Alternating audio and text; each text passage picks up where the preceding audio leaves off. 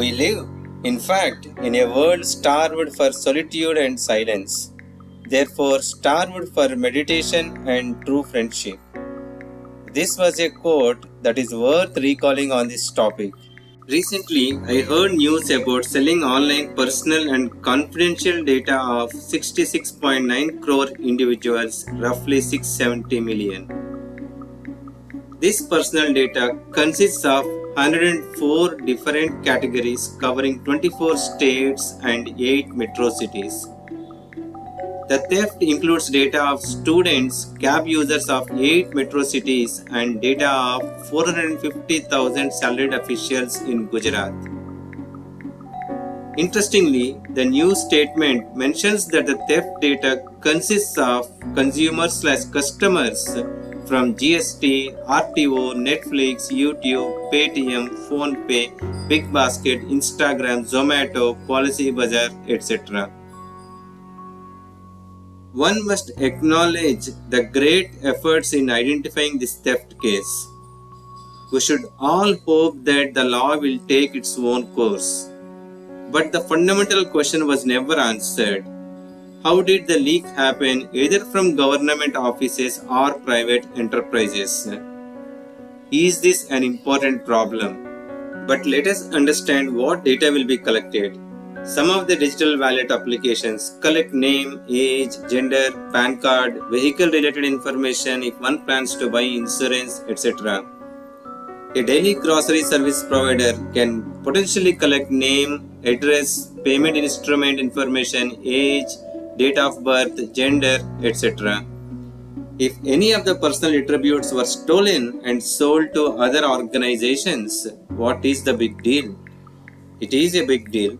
By just knowing the name, there are experts to reason out the religion and caste. By just knowing the age and nature of the products ordered, it is quite easy to reason out the dependents in the family. You get calls randomly asking for credit cards or asking for joining a specific college for admissions or plots or villas. Interestingly, for those calls, we do not have any legal way to ask this question: how did you get my data? What is the source? There is no way you can ask the caller to delete the data. More than that, even if a request not to be disturbed, the same source will call you once again. They are not random, by the way.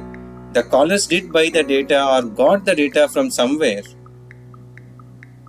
Let us take enterprises. You get a notification from telephonic vendors. Let's say you want to unsubscribe. How many enterprises is it straightforward to unsubscribe? If it is not, do you have a way to raise a complaint and ask the enterprise to fix it? Now let us take a case that you search for shoes in any of the online search engines. Very likely, you may see ads relevant in other platforms you log in.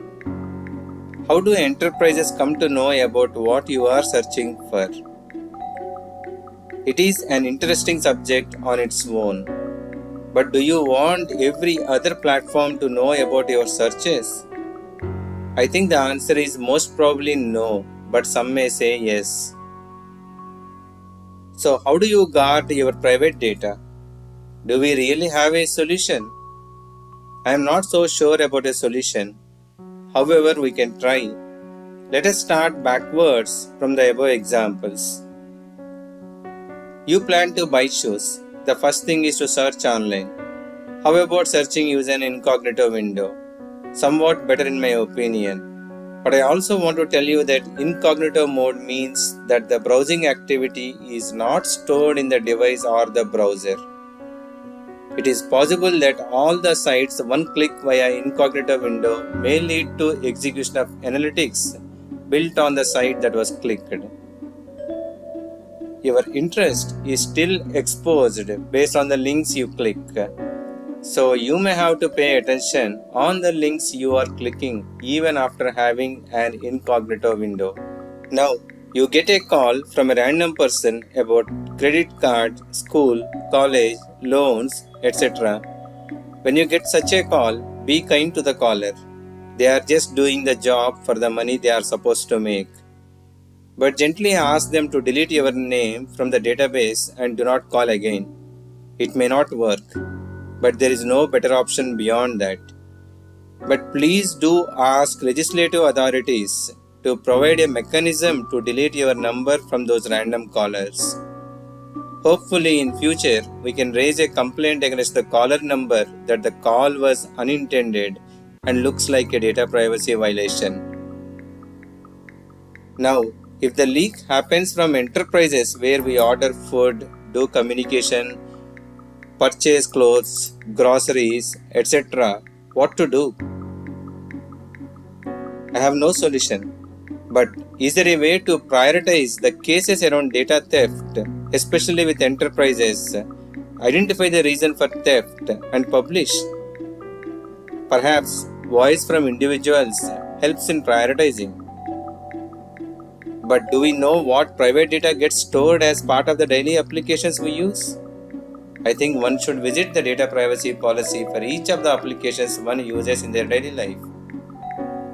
If we spend time on data privacy policy, one can potentially ask why this private data is required.